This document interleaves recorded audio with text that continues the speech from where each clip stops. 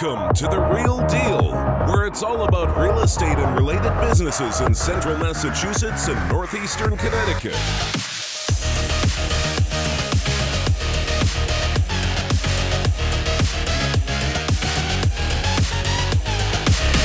Hey everybody, and welcome to the Real Deal Real Estate Podcast.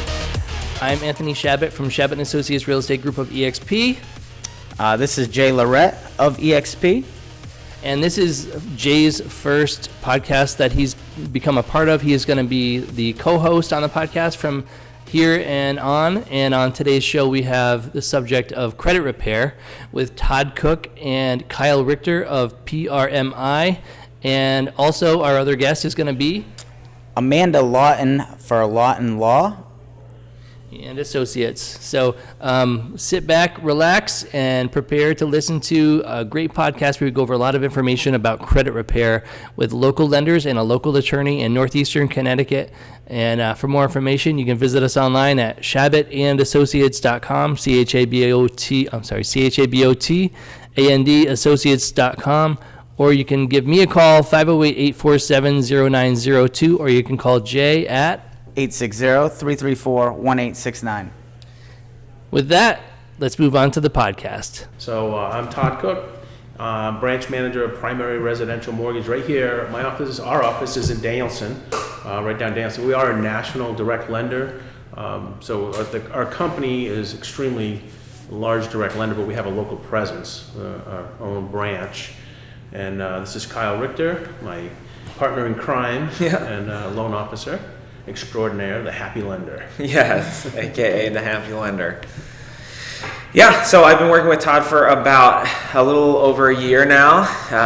Todd and I actually met when I was taking a real estate course at local community college, QVCC, and kind of built a relationship from there, and we've been working together since then. So we wanted to get involved in what's the reoccurring themes that we see in this industry over and over and over with people. And one of the main things that we see is the lack of understanding of credit, why it's important, and what it is that you need to know to repair your credit.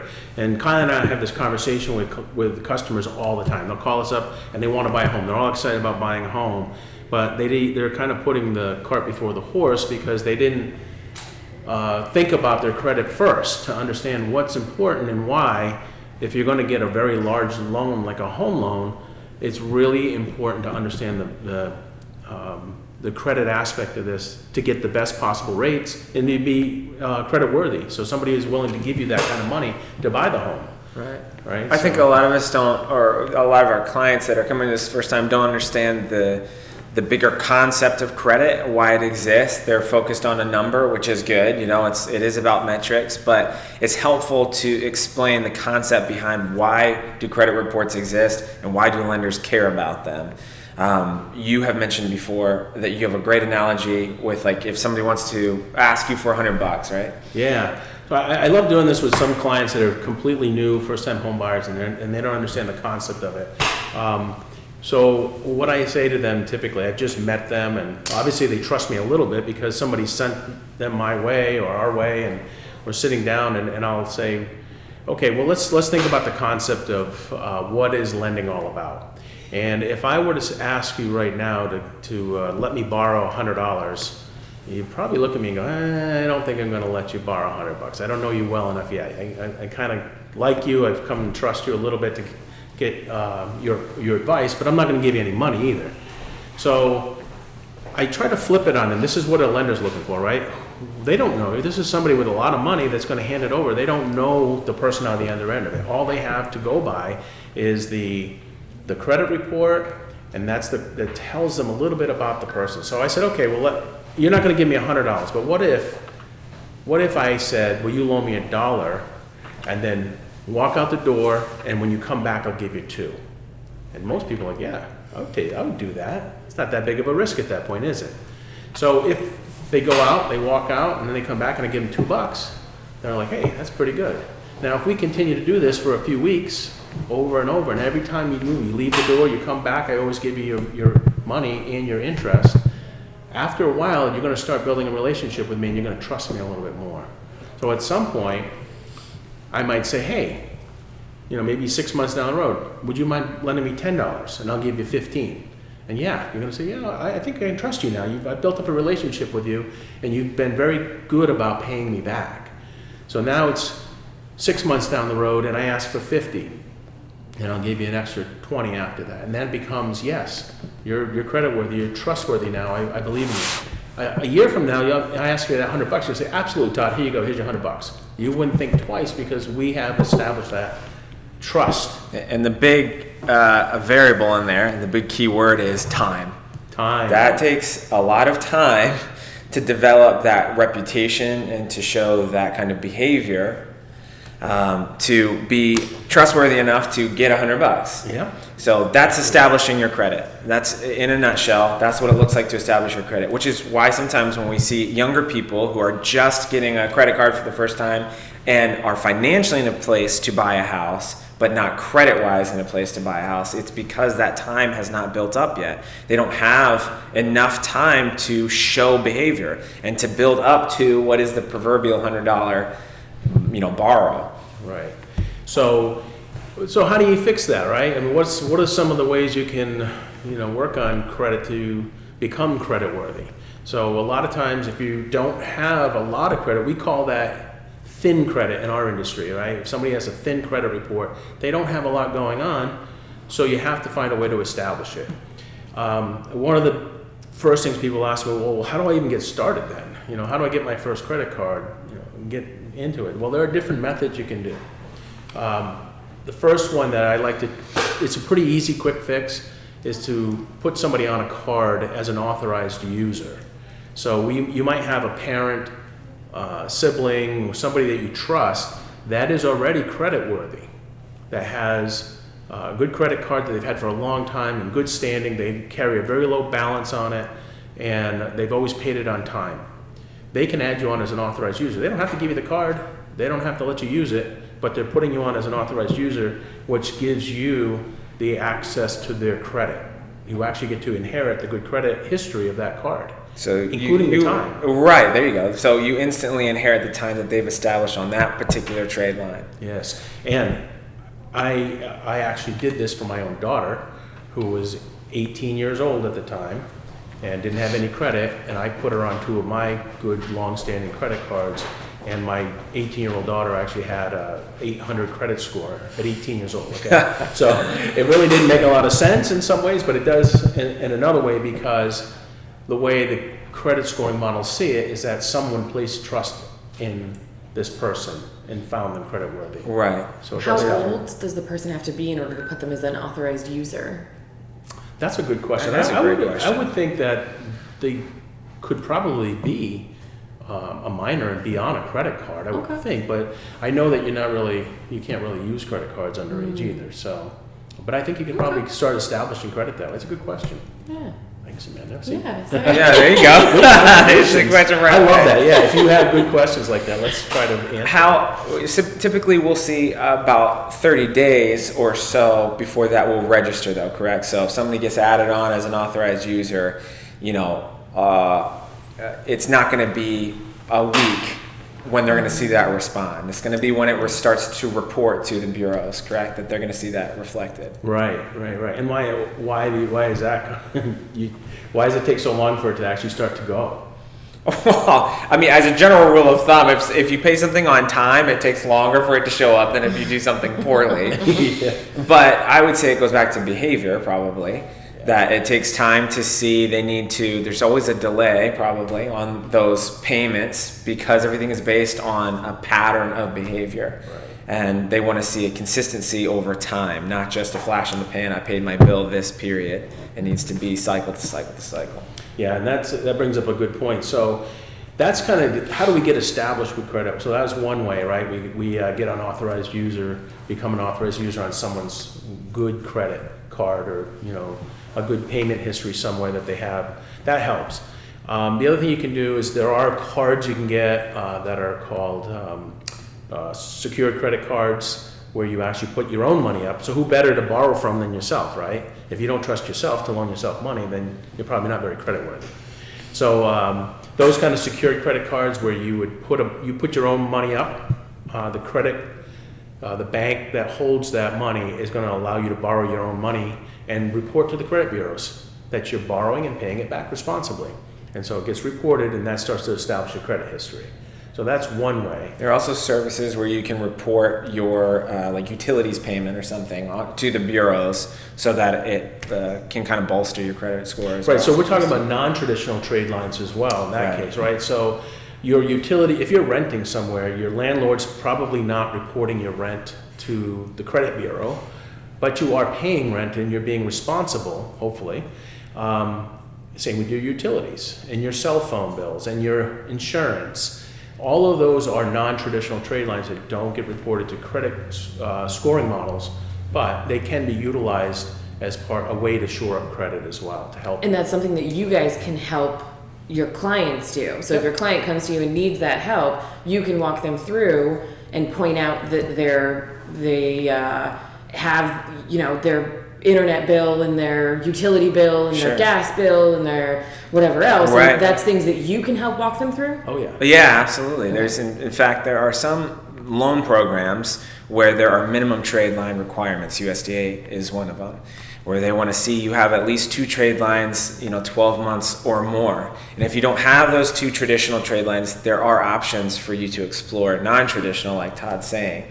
But it's not absolutely everything that you're paying, on a consistent monthly basis. There are specific things that constitute as a non-traditional trade line as opposed to just something you pay consistently, which is where we can come in handy to guide you on what constitutes a legitimate non-traditional trade line. And a good example of that is a lot of people have cell phones, but not everybody has a cell phone that's on a plan. So if you just have a prepaid cell phone, there's no way to count that as a true non-traditional trade line, because you could technically not pay it if you want and not be on the hook. Right. Whereas if you have an actual plan, it's you're on the hook for this plan, and if you don't pay it, you're not. Your credit is going to be hurt, because they will report you if you don't pay. Right. So that's a true non-traditional trade line that you can use. Now, what happens with a lot of people is they don't have a lot of this. If they're not going out and getting credit, they're also not putting cell phones in their own name, or they're not putting utilities in their own name, or their insurance is on their parents still, and those are the things that make it a little more challenging. So you've got to be able to prove that you are individually responsible about handling money and how you manage that money. That's the key. So this is like a proactive, so if I'm 18 years old and my life plan is that I want to buy a house at 22, there's nothing that stops me from coming to see you when I'm 18 years old, so that we can start to proactively make choices and you can guide your clients through that. Sure, absolutely. Yeah. That's the best scenario, is that we feel like first and foremost we're counselors, and it's not always facilitating a loan towards purchase. A lot of times it's the beginning of what could be, a long process. We've done credit repair and credit establishment that sometimes, has been I've had 3 years. Was probably wow. Yeah. Wow. I had a client that was about 3 years where I started with that client, and he listened to me, but then he had some things happen, and then it takes time sometimes to really understand it and then do all the right things. It takes time to change behavior, and that's a bigger problem, right? The bigger issue, challenge is it is our behavior that starts with, right? What are we doing? Which is a touchy subject when you're talking to somebody. That credit is a rubric of your behavior. And if you don't pay your bills on time, it's going to be reflected in these numbers. Something else we see a lot of times when people are coming in for the first time is a fear of a credit pull, but them not knowing what their scores are. So it asks, it always brings up the question, how do I find out what my score is? And a lot of times there are free services like Credit Karma, or maybe if you have a credit card, it might show something from a bureau like Experian or something showing what your scores are. But there are actually over 50 different scoring models per, industry that you are having that credit checked in. So there's 3 specific models we use in the mortgage industry. There's 3 specific models that are used in the auto industry, the credit card industry. So what you're seeing on Credit Karma is is a relative good ballpark, but it's not necessarily, for better or worse, what we're going to see on the mortgage side.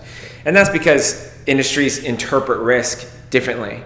So what's going to be risky for a mortgage lender is not going to be interpreted the same way as what's risky for, an auto industry or an auto dealer or something.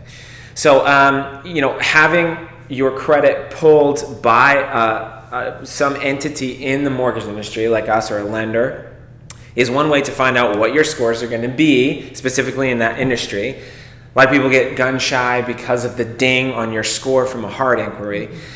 Typically, we see between 3 and 5 points. And to put that in perspective, that is rarely enough to throw someone out of a particular pricing bracket that would adversely affect what they're trying to borrow. 3 to 5 points is not going to throw you into a pricing range that is going to be, not advantageous moving forward. And there's no way to know unless you pay for some service, which we'll talk about shortly. So having your credit pulled, knowing where you're starting is definitely step one before we can know, what's point A, where's point B, what do we have to do to fix that. Not only will it give us your scores, but we'll be able to see what's going on. Are there derogatory events happening in the past? Why is your score high or low? What's going on? And we can interpret it. In the mortgage industry, we pull 3 scores. We get them from 3 bureaus, 3 specific models, and we're throwing out the high score and the low score, and we're just using your middle score as a qualifying score. Yep. So if someone didn't want us to pull their credit, is there any way for them to check specifically what we're going to see? Yes. So there is a way that you can pull your own credit score, and it does not give a hard inquiry against you because you're pulling your own credit. So it's not a creditor taking a look. And the reason why the scores drop a little bit when you have a hard inquiry is because it's interpreting that as you're out seeking money. You're going out looking for a loan, and it's like, okay, this person's looking for money, so that's going to drop your score slightly. All right. So let me ask you real quick. This is a great question that people ask a lot. So every time, what if I'm shopping around rates? Yeah, that's a great one. So you are allowed to shop around for a rate initially, or to find a lender you're comfortable with. And I don't mean just in mortgages and auto industry. As a matter of fact, it happens a lot in the auto industry, more than, and Jake could probably attest to this one.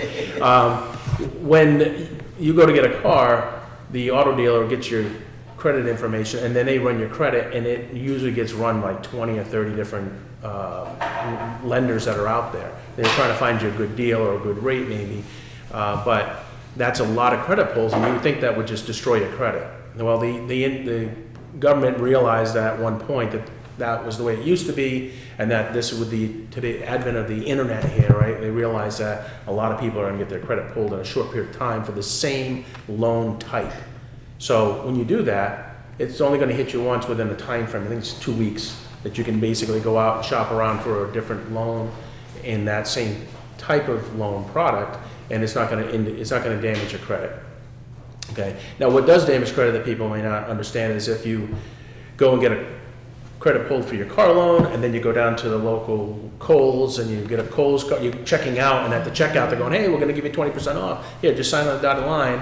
And then you get your credit pulled again. You got to think about the industry that you're creating a trade line in. Right. Kohl's is not the same thing as Chevy. K Jewelers. Right. There's a lot of those, yeah. Yeah. So, first advice I try to tell people is really be mindful of that. Don't allow anybody to pull your credit unless there's a really good reason for it.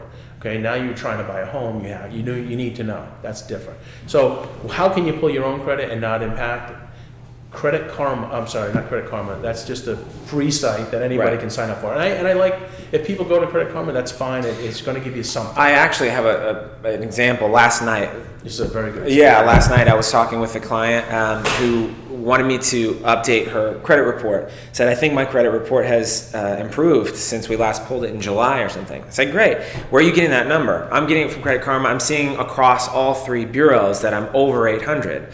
But there's models within those bureaus, and I give my spiel and say, there's over 50 different scoring models, so it might not be exactly what I'm saying. When I pull on my end, I did this last evening, her middle qualifying score is 705.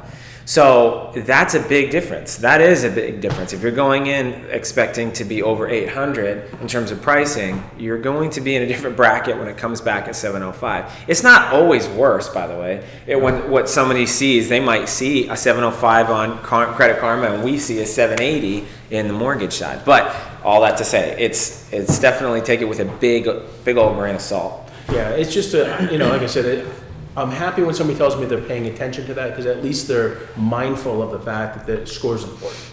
But they have to be aware that that score is not the right score for everything. It's just a score. So not Credit Karma. But So myfico.com is an actual site that you can go in and pay a fee. It costs money to get these it's scores. about $30 a month, I think. Yep, they'll do a monthly service, but you can cancel it at any time.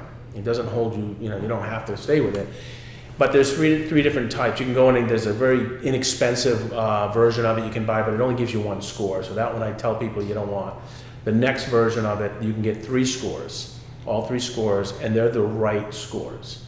I know we use this all the time with our clients, and if they pull it that day, and then I pull it right behind them the same day, it's the exact same score. To the number, yeah. Absolutely never fails me. And never they can actually look at their scores across industries. And that, right. The But way- then that doesn't hurt. That doesn't count as the hard pull. Exactly. So Right. if somebody's interested, I wonder how it's been, I wonder if I've been doing what you guys suggested, right? We met 6 months ago, and I think that I'm starting to build my credit. Yeah. I want to see how I'm Right. doing. Yes. I can pull that, and it doesn't count. Totally. Exactly. Absolutely, yeah, because it's not a third party. You are checking your own credit. And what's nice about the MyFICO, when you do sign up for a subscription, if you sign up for the higher tier that they have, it actually gives you an updated score every 30 days. All right. If you do the middle one, it's every 3 months. But they do tell you all the time what's happening. If you do some of the proper things, it'll tell you that, hey, you just paid off one of your credit cards, you paid it down, the balance is lower now, and your score went up by 2 points. And so it's gonna give you some indicators. It actually has some scoring tools in there that you can say, well, what if I paid down my credit card? How would that change my scores? It'll give you some estimates of what that would What look happens if I close out a trade line? That should help things, right? Yeah. So that's another one of those myths that we hear a lot, right? Well, I went out and paid off all my credit and I closed all my accounts. It's all paid up. Oh, yeah. Yeah. Don't close down trade lines, because your longevity of your credit, the history of your credit is important. How long have you established your credit and managed those trade lines? Right. That's going to help your scores. So, yeah, you don't want to close them out unless there's a real reason. If you have one of those credit cards where you're paying, $150 a year because it's to hold it, and Right. but you've established yourself with other credit cards that are better. Now you've got a good MasterCard, a good Discover card, and a few other quality cards, and you have a long term, then maybe you want to get rid of that old card that is really damaged, Right. costing you a lot of money. You want to avoid what we said earlier, which is thin credit. Right. When you have thin credit, it takes longer to show your behavior. Right, and with thin credit, a mistake, a missed payment, Tidal wave. it's going to plummet your score quickly. It's not diversified across 10 trade lines. It's you got one trade line and you couldn't manage that.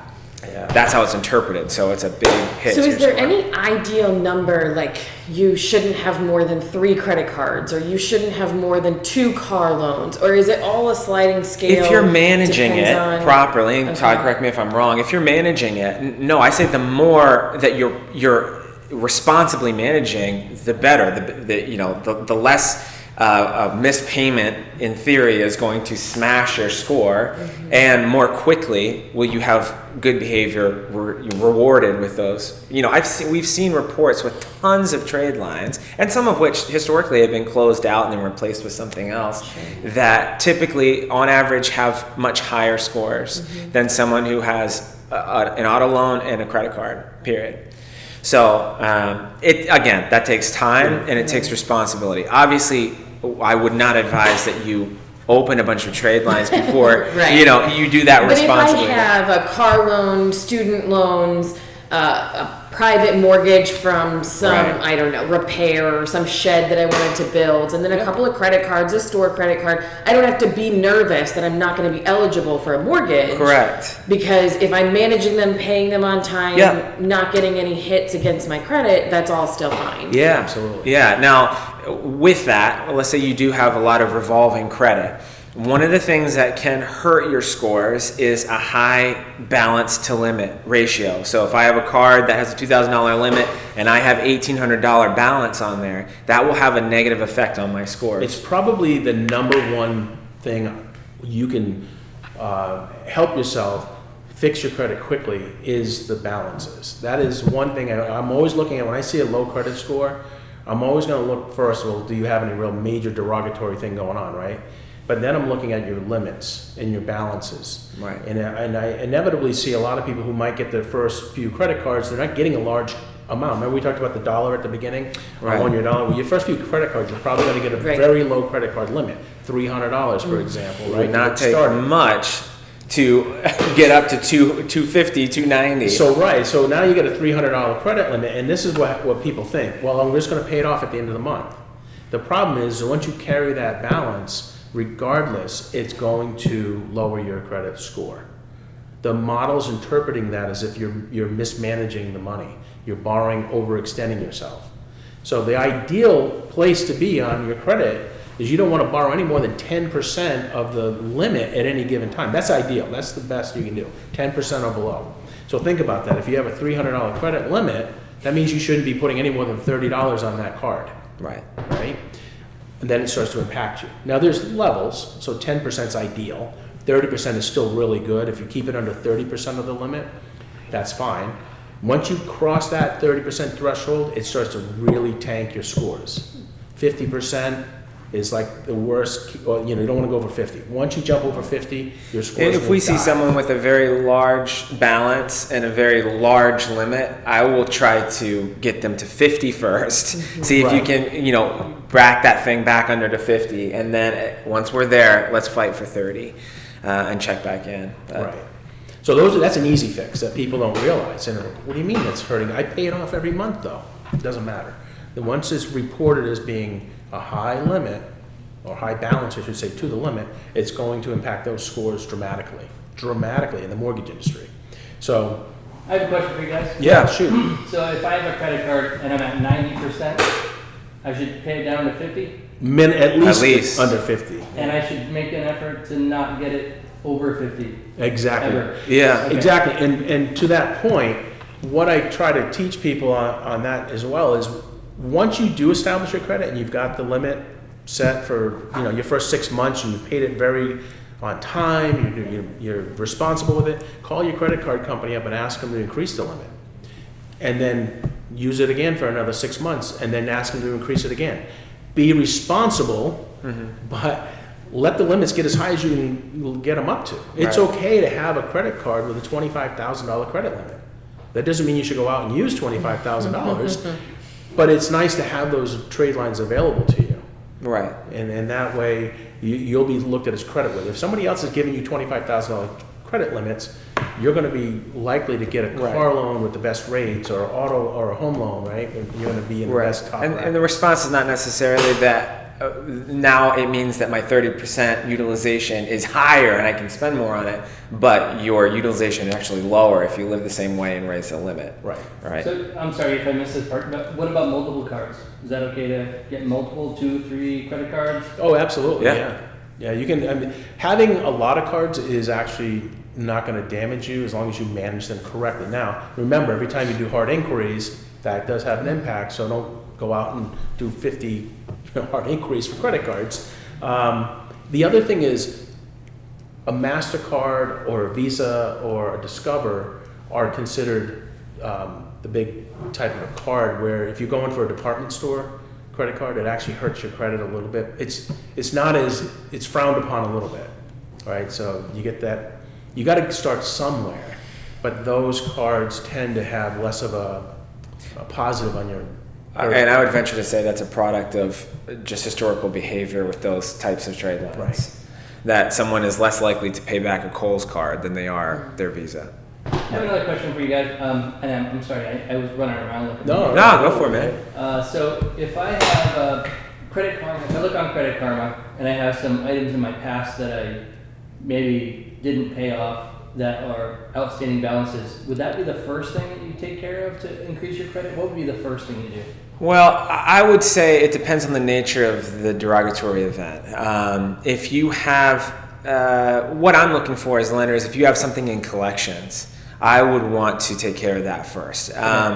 Now, we're not always counting those collections. We don't, if it's under $2,000 total, we're not going to, from a debt to income standpoint, we're not going to mess with it that much. But from your credit score standpoint, each time each cycle that reports to the bureaus that's not taken care of, it's having an adverse effect on your score. So even if day one you start taking care of that derogatory event will be on your report for a minimum of 7 years. 7 years. So think about it this way. A derogatory event happens. I have an account that goes into collections. I take care of it.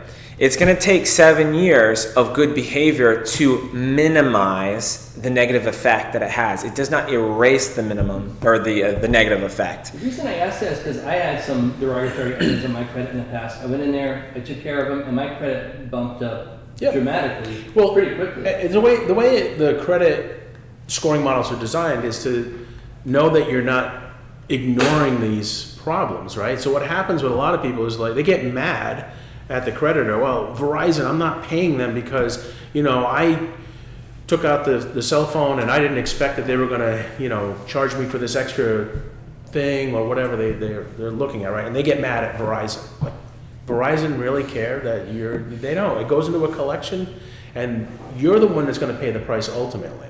So you can get mad at them all you want. At the end of the day, you signed on the dotted line, and if you didn't read the fine print, that's not Verizon's fault.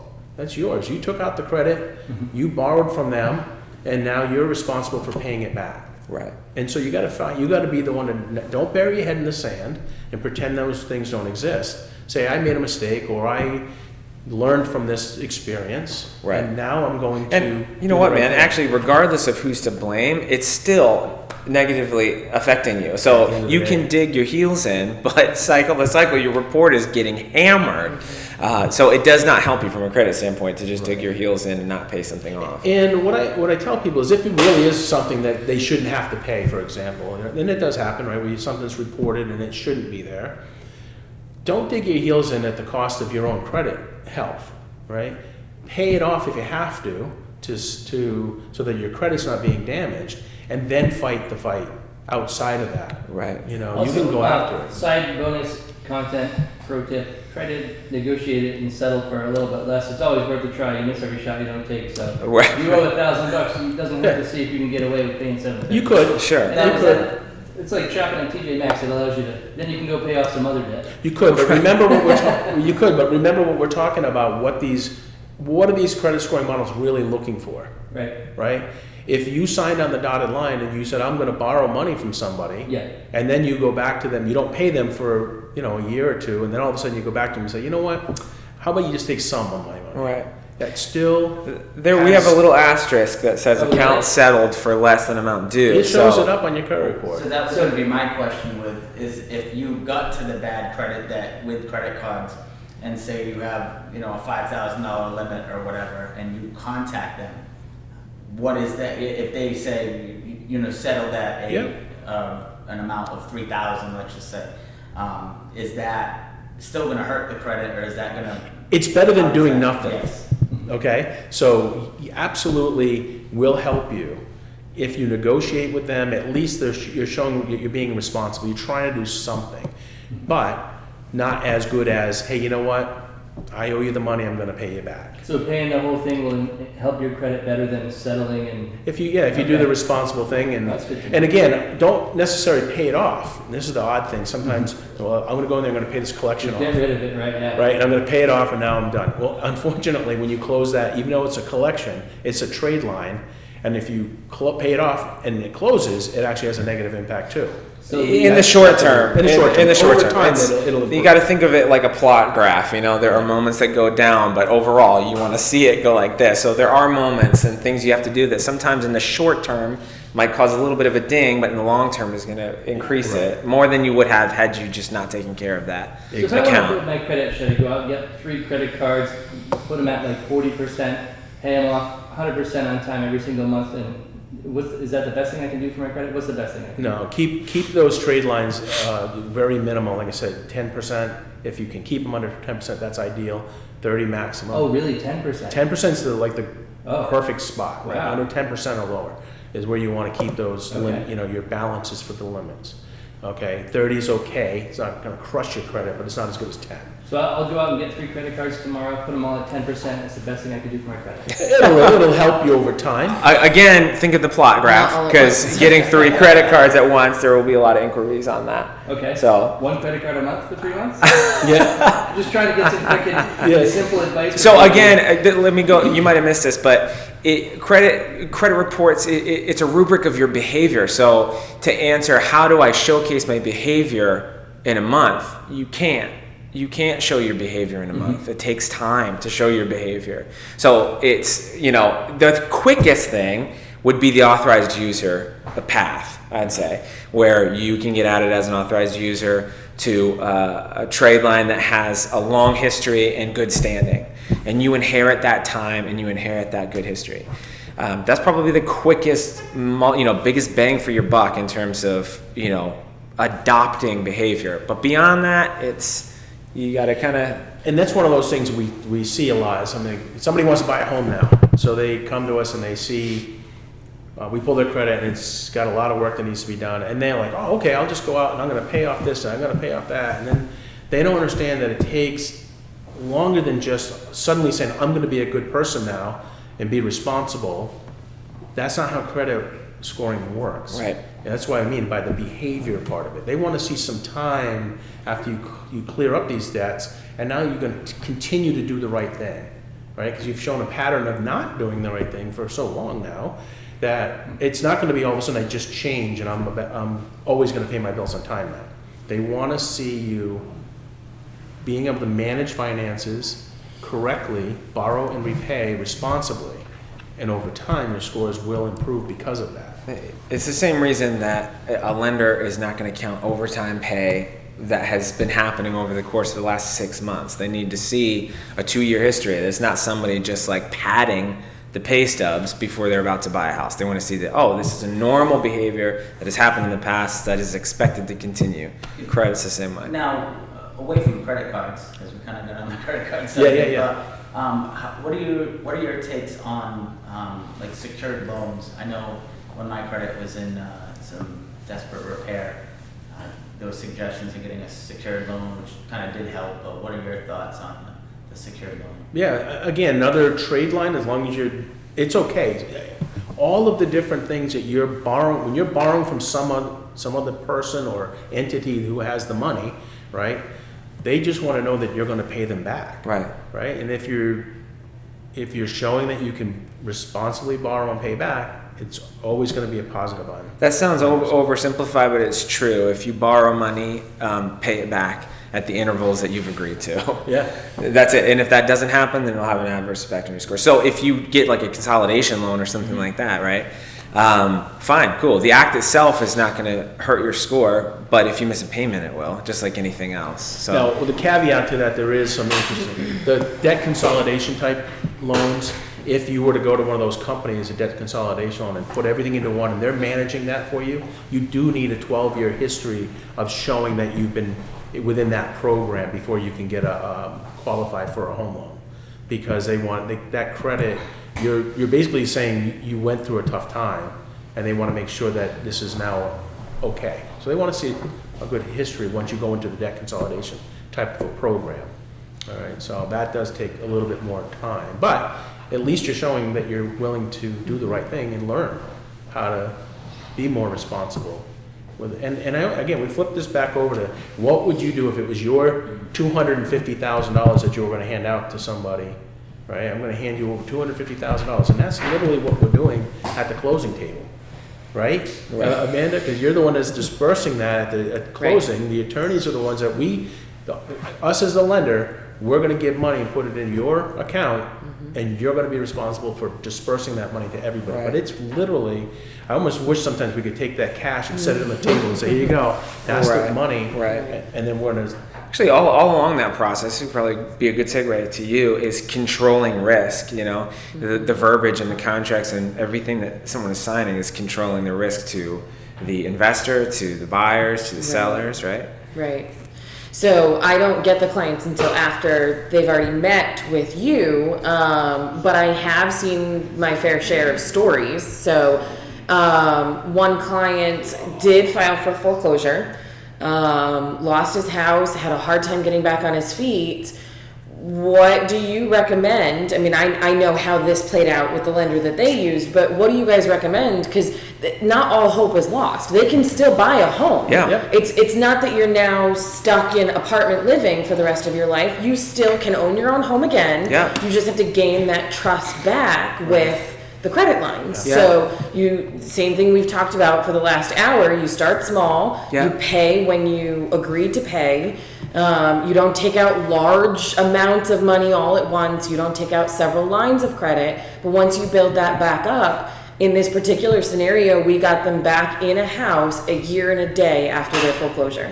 And the interest rate isn't like what they were when I was growing up, mortgages were what, 8-9%? I mean, this guy foreclosed a year and a day ago and his rate was still like 4 point something. I mean, it's not. So if you're out there and you have gone through a foreclosure, or you lost the car and it got repoed, or you have student loans, you went through bankruptcy, not all hope is lost. You can get back there, and it's not 20 years from now. It's possible. And then, you know what? So you buy the house at 4.5%, 5%. You stay in the house for a year, you make improvements, you make your payments, and a year from now, you refinance. Right. And now you've shown not only good behavior, and you've established that trust with credit as this, overarching the credit, but now with that actual company. So now you could refinance. I mean, what do you guys recommend from that point? You refinance with the same company? Are your odds any better? Or so it shop really does around? come back to your credit scores. Okay. So in that scenario where you were to, purchase a home at, let's say, relative higher interest rate, then my advice would be to take the time, of course, don't miss your mortgage payments, but take the time to improve your credit score, because that is going to be one of the biggest factors in whether or not there's going to be any sort of net tangible benefit for you to refinance. Obviously, the interest rates are a product of your credit score. They're a risk assessment just like the credit score is. So that's probably the biggest thing. The other variable is going to be the market itself, market conditions itself, and what your house is going to appraise at and the equity that you've built up. But if we're in keeping with credit, your payment history with that particular mortgage servicer doesn't have as much of an impact on the next loan that you refinance as much as it does on your credit report. Okay. And that having an impact. Okay. But it is about establishing that trust with that kind of credit line, right? Yeah. So with a mortgage and building up that I can pay my mortgage. For sure. Yeah. There can be more hard stops if you have multiple 60-day lates within a year or something. Mortgage companies are going to look at that. If you've missed your mortgage payment, that's different than if you've missed paying on a revolving trade line or a credit card or something. Right. Yeah, absolutely. So there's definitely something to analyze and look at after you get into it. So you get into, say they had to go with an FHA loan, because FHA is a pretty forgiving mortgage product that allows somebody to get into a home after a foreclosure at a very short time frame, where conventional is not going to let you get in anytime soon. It's going to take a lot longer to get back into some of those other types. With an FHA loan, you're going to get in pretty quickly, but it's a higher risk loan, so you're paying higher premiums for the mortgage insurance premium side of it. So once you reestablish your credit and your scores go up and you're ready to refinance at some point, you could save money by getting a lower. Now you can go back. Now you can go conventional. Hopefully, if you built enough equity in the house and showed your credit scores are good, now you go conventional. Get rid of the PMI altogether, the mortgage insurance altogether, and if you have enough equity in the house, and then you are going to save a lot of money. You have a better interest rate, and you get rid of that mortgage insurance premium. So one of the other things that comes up a lot right now is because of COVID. People have lost their jobs.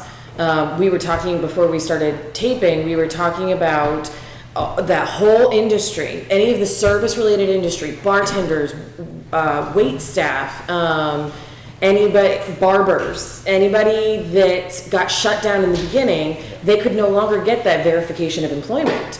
They couldn't show their pay stubs anymore. Yeah. So what are we talking about there? Is there any hope for them to, now they have to work somewhere else? How long is it before now they can get into a house? So yeah, if you're not actively employed, that's a problem. But if you're switching jobs, employers, typically that in and of itself is not an issue. What an underwriter is going to be looking for is a 2-year history in the same field. Can we tie the field? So that is a little bit of a gray area. It depends on a little bit on the underwriter, but generally speaking, they're looking for a 2-year history, not considering large gaps. All right. We can count college knowledge towards that. I'm working on a loan right now where someone has maybe a month or so at this actual job where she's working in what she studied in college, environmental science. So she's doing that. I can count the 4 years that she had within that field studying it. That's what they're looking at. So if you have a new job, if you've been, say, a waitress or something, and your restaurant got shut down and you moved to some other restaurant, that's okay. They're just going to look at how long you've been in the industry. The challenge that becomes with the service industry in general right now is that we have to look at your income. And if you're a tipped employee, say a waitress, bartender, et cetera, even hairdressers, we see that a lot, where they make a lot of their money on tips. There's a real trouble spot for us because we have to look at the 2-year average for the income. And if your year-to-date income is significantly less because of you're out because of COVID, for example, that can impact you. And that's unfortunate for them. They're just not going to be able to get anything anytime soon until we can show their income is stable again. So from an investor's perspective, you got to understand somebody that's handing over that $250,000 wants to make sure you can be able to repay it. So they need to see you have stable income. It's not the investor's fault that COVID hit either. Nobody's just throwing money away. Right. Nobody's going to throw out risk that is going to be unnecessary. So yeah, it's not impossible, but it does go into, if you have a variable income as in hourly, as opposed to salary or something stable, then that's going to come into play, especially when the calculation is going to be, when you're using a year-to-date calculation to figure out what you're averaging. That, and again, it can depend on different underwriters and their interpretation of what they consider behavior. If the year-to-date, if we have a narrative where someone was furloughed for 3 months, but they have a consistent, 2-year history of showing that they work 40 hours a week, but the year-to-date is not going to reflect that because of the 3-month furlough, there is room for us to create a narrative and show, hey, this is a 40-hour-a-week employee. They were furloughed for 3 months, which is why the year-to-date doesn't show. So all that to say is that COVID definitely has thrown some wrenches in the works. So what if a client is still employed, still bringing in income, but decides to take advantage of some of these deferment programs? What effect does that have on their credit score? I'll talk about student loans, you talk about mortgage payments. All right. So student loans, it really depends on the loan program, how they're going to count that debt against you. But if you are not paying your student loans, general purposes, most loan programs are going to use 1% of the total balance owed for your monthly liability counted against you. So even if on your credit report it's not showing as delinquent or anything, it shows as zero. My minimum payment is I don't owe zero. I owe $0. They're going to use 1% of the total amount against you. So it's not a hard stop, but it will go into the interpretation of your debt to income. Mortgage payments is a different story. Right. So just if your payment is $1,000 a month for student loans, should I, even though I'm deferred for COVID, should I still be paying in that 100 so it doesn't hit? The caveat to that is that even if you are paying it, if you're not on a fully amortized repayments plan with that student loan servicer, then they're still going to use 1%. So they're going to want to see an actually fully amortized repayment plan. If that's the case, then there's a chance for you to use your actual payments. But for the most part, they're going to use the greater of either your actual payment or 1%. And USDA loans are actually a little bit lower. They only use 0.5% right, of the total student loan debt.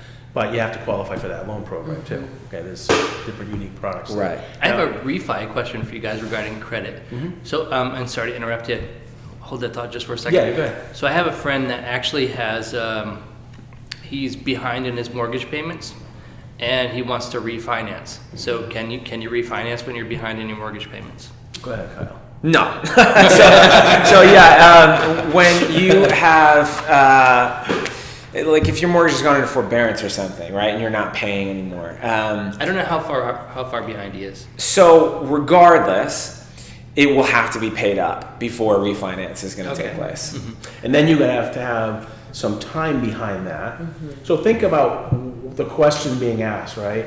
Right now, I'm not paying the lender that is, we have a note. We created a note, right? And we signed on the dotted line and said we're going to pay this note back. And right now, we're not able to pay that note back. Why would a new investor want to hand over money to somebody who's not able to pay their car? His existing interest rate is 5.5, and he could get 2.5 right now.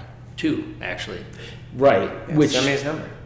It'd be great and we're doing that for people right now with people who are really good borrowers who are paying their loans on time, and they come to us with a 5% interest rate, and then they want to refinance, and we are getting them in the 2s. Yeah. Because they're responsible, they're credit worthy, they're doing all the right things, and those are the right clients that are getting those. Totally. The sad part is he would be on time if his mortgage payment was $1,000 less a month, because it's Right, and it right. would be. Yeah. And Right, it would be right. $1,000 less a month. Right. But again, why would the new person take that risk if that person's not managing that correctly now, right? Yeah. And is there something else in their life that they could be doing to make sure that that mortgage gets paid on time? Right. Yeah. Right. And I'll tell you, one thing I notice with people who have low credit scores tend to have certain behavioral patterns that are very common across the board. Well, don't forget, we get to look at people's bank statements too when they come in, and we're looking for certain things in there. Are you overdrafting continuously, right? Non-sufficient funds. But what you notice in a lot of patterns of people who have low credit scores is they do a lot of spending that are $5 here, $7 there, $10 here, Dunkin' Donuts, nothing against these stores are great. They're out there to make money, but you see the pattern, McDonald's and Burger King and Subways and, all these little $10 here, $5 here. And then at the end of the month, you add all that up, and it's literally hundreds and hundreds of dollars worth of money they just threw away but they can't make their mortgage payment. That could be something like where a 6-month goal to say, hey, I'm gonna make coffee, my own coffee. Make your own coffee. Sure. For, that 6 months to a year period and sacrifice. And not to beat a dead horse, but it comes back to behavior. Behavior is really hard to change, but it's not impossible, but it's hard to change. Now, what is the minimum credit score for like a refi? Yeah. Oh. So if you're talking about, it depends on the loan program. I'd say 620 is I'm going to take refi out of that question. 620 is a good general baseline for most government loan programs. 640 for USDA. Conventional, it also depends on some factors, but I would say, you don't want to be probably much below 720 to explore conventional. I'm doing one right now, the 705 that we talked about, where she has enough assets to pay down over 20%, which gives her enough equity that mortgage insurance isn't going to be a factor. In that case, it makes sense for her to go conventional. But if not, then mortgage insurance goes into play. So I'd say a general rule of thumb is 620 would be a good bottom basement floor. Are there loan programs? Can FHA go lower than that? Yes. But there are overlays and additional restrictions that go into that with debt to income, and you're definitely going to see that reflected in your rate as well. Yeah, that's the biggest factor, right? The whole point of what we're talking about today is why is credit so important, right? It's if your scores are low, you're going to pay more. Anybody that has a terrible credit score can go out and get a car loan, right? Why is that? Because the dealer never gives you the title to the car until you pay it off. They still own the car, whether you think so or you're driving it, but it's not yours. They hold the title. In mortgages, it's the opposite. When you close on that home loan, you get the deed in your hand the day you close. It's yours. And so it's a lot harder for a lender to get that back. You can't just go hook up to the house and tow it away like you can a car, right? So they'll take on more risk as an auto dealer in an auto loan, right? They're gonna they don't care because they know they'll get the asset back quickly and they can resell it or do something with it, right? But they're gonna, if you have a really low credit score, they're also gonna hit you hard on that rate. So now you might be having a 10% or 15% rate on that auto loan, and because you're the higher risk. So they know they're going to get as much money back as they can before they have to tow that thing away from you. Right. But same with in mortgages, it's a risk assessment. So if you have low credit scores, yes, can you get a loan? It's possible, but you're going to lose tens of thousands of dollars over the life of that loan by having poor credit. Right. So it's going to save you a lot of money if you can manage that credit effectively, and keep it healthy and pay attention to it. Now, to tie it in with refinancing specifically, like you said, if somebody's coming to us with a 4.5% interest rate and they say, I want to refinance because rates are better now, and they have a 640 or a 650 credit score, chances are it's not going to make sense for them because the interest rates are not going to be reflective of a sub 3% right now. That's something to keep in mind if you're out there wanting to buy a house in general. Are rates great right now? Yes.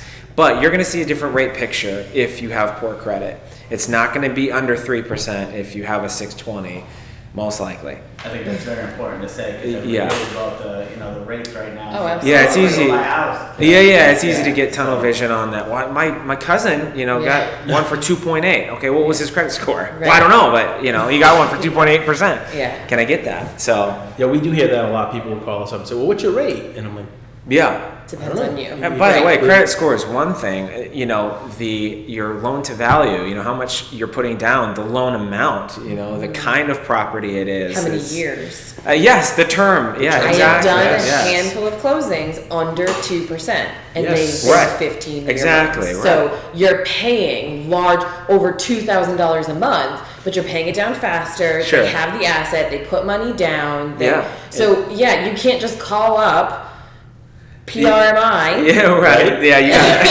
or another lender and say, Yeah. I heard that they're at 2%, and Right. I want a loan for 2%. Yeah, what are your It rates? depends on you. It depends on your spending habits. It depends on your credit report. It depends on Yes. any of those. What Loan were to you calling value. them? The delinquent, the derogatory event. Right, Yes. sure, yes, Yes. that's right. Yeah, exactly. And even whether or not there's one or two borrowers on the loan can have a price adjustment, to your interest yeah, rate. that's true. And you think about that again when it comes down to the investor who's handing over the money. What are they looking for? So if you're putting down 50% on a loan, the house is valued at $300,000, and you're putting 150 down. There's not a big risk for the investor at that point, because the worst case scenario, you don't pay it back. They can at least take and foreclose on you. It's a process, but they're going to get their money back, and so the risks are lower at that point. And when we're talking about putting somebody else on the loan, we, meaning the lenders and the attorney, can work together. And if you tell us early enough, we can write a loan for a husband and wife that it's the wife and the mother-in-law that are actually the ones on the mortgage. Yep. But if we work together and we're all on the same page, I can still have your deed reflect husband and wife. Yep. Yeah. And as long as the underwriters know in advance, we just have to sign a couple extra forms that the mother-in-law agrees her name is not on the title, but she's responsible. And the husband agrees that he has an interest in the house, but his interest in the house can be taken away if the mother-in-law and wife don't make their payments. Right. So it's possible. We can write it however we need to, as long as everybody's in communication with each Totally. other. We can make it work so that the mother-in-law, who's got a great 800 credit score, is on the house, but she doesn't necessarily have an interest in the house. Right. She's just helping secure and give that lender some more peace of mind that her name is also on it. So Right. if something happens, she can help make payment. We actually just had a conversation about this. To your point, there's it gets really complicated if we try to explain that too much to the client when we try to get too far into it. So we try to avoid giving too much information that they're just going to, Sure. hurt their brain at some point. Right. But the difference is what you're talking about is the note, the deed, and the mortgage are three different instruments used for different Correct. things. And so that's what gets people complicated. You can actually be on a mortgage and not on the note. Yes. And there's where people start to get their mind blown because what do you mean I'm on a mortgage? I'm not. Right. You're on a mortgage. A fun quick note here. The word mortgage. Do you know what it means? I don't. You mean like the root of or Yeah, something? yeah. No, I That's I don't. that's something, right? It's Till a, you die. a death pledge. Death Oh my pledge, goodness. right? The literal term of a mortgage is a death pledge. So basically, a mortgage is you're telling that you will forgive you'll give it back. Basically, you're willing to give back that asset that you signed on the dotted line for if you don't pay back the note. So the note is where the financial instrument is that helps. If we're going to sign up, we're going to pay you back. Well, our credit is healthy. We're on the note. We don't have to be on the deed, though. That's a whole Correct. different instrument. And anybody can be on the deed, quite honestly, and not be on a note. So yeah, that gets very complicated. Yeah. That's way more than I want to get into. Right, But my point was, if you're above board and you're working with your lenders and you explain this is what we have going on. My husband and I foreclosed a year ago, and so my mother's going to join in on the note, and we need help. And can you make this happen? But if something happens to us, that's Yeah. where the attorney comes in. For sure. If we all work together in advance and stay communicating, then we can tailor a program, a deed, a mortgage package, or whatever to exactly what you need. And to your point, I think the most important thing that anybody that's been watching or listening to this whole thing needs to understand is that we're professionals in our industry of what we do, right? I don't know what you know on the attorney side of things, and you don't know some of the things that we do, right? and the realtors have their role in this, but it's important to get the right people on your team to help you figure out what's best for you, because everybody's unique. Every single situation is unique. And to know what's an attorney question and what's a real estate agent question and what's a lender question. Yeah. When someone's talking to me about ownership and it's not going into the creation of the note, I'll say, who are you using for an attorney? Right. Right. Start to talk to your attorney about that now. Yeah. I'd love to throw out, that's an attorney question. Yeah, exactly. That's a broker question. That's usually our loophole. That's a lender question. Yeah. I do right. turn it back though, because it'll be the day before closing, and they'll ask me a question about, well, why am I paying so much in prepaids? Why am I having to fund the escrow account 6 months? It could be that risk analysis. It could be that if you didn't put as much down, they want to have more of a cushion in escrow to make sure that if you don't make those first payments, they can still pay out your property taxes, your homeowner's insurance, the mortgage insurance, any of that stuff. So I don't necessarily know what went into developing your mortgage package. So if you ask me day before closing, well, why am I paying so many thousands of dollars in these prepaids and escrow funding? Talk to your lender. That's I what know. Yeah. We'll So- explain that to them. Yeah, for sure. Definitely. All right. Are there any questions Yeah, do we have that questions? came up? I Or think we Okay. asked them all. Yeah. Okay. I just definitely want to make sure that you guys give the number. We'll put it in the comment too. Starting with Todd. So my direct number anytime is 860-230-5494. That's my cell phone. Yep. And mine is 717-816-4861. That's my cell phone. And thehappylender.com is a link to our application page where you can fill out an application and get the ball rolling. And all the stuff that we've been talking about with credit repair starts with just knowing where you are, what's point A, and that would be the first step for sure. All right, very good. Well, I'm going to say thanks to Jay Lorette for pulling this whole thing together Yeah, and thank you, organizing John. it. And thank you very much. Great job. He's a rock star over here, man. I'll tell you. I was gone for a little while, and he just totally took it and ran with it, and he's been doing great. I'm so happy to have him. He's the best guy I could ever ask for to be working with. So Absolutely. thanks, Amanda, Jay. Go ahead and give your contact info. yeah, I'm Amanda Lawton with Lawton Law & Associates. Phone number is 860-481-6592. And again, lots of times I don't get the clients until after they've already met with the lenders or met with the realtors or anything else. But if there's any questions that come up along the way, people are always welcome to give me a call, and I can always point you in the right direction. Absolutely. All right, well, thank you all for tuning in. We will definitely have this recorded so you can watch it over and over and over again. Thank you to all of you. Signing off.